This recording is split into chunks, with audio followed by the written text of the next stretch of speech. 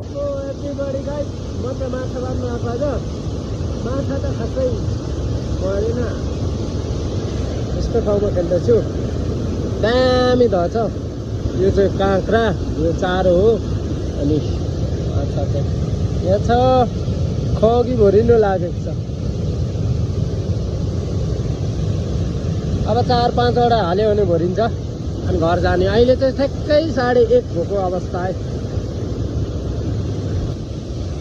finally आज चाहिँ माछा मार्न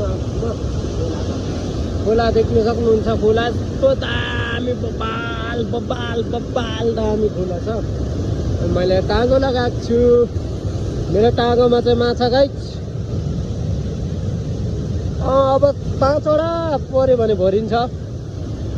भर्न बाँकी अहिले चाहिँ 2:30 हुँदैछ मध्याहको 2:30 भइराखेको अवस्था अब मार्दै खेल्नु अलिक गाह्रो हुने रहेछ त्यही भएर पहिला थाप्ने अनि भिडियो गर्ने एक्लै छु एक्लै जन्मेको एक्लै हिँड्नुपर्छ यस्तो दामी छ के भन्छ इङ्ग्लिस मुभीको जस्तो जङ्गल छ गाइस इज द डेन्जर अब म यो खरेकबाट यताबाट चढेर यहाँबाट माथिको हेर्ने ट्राई गर्छु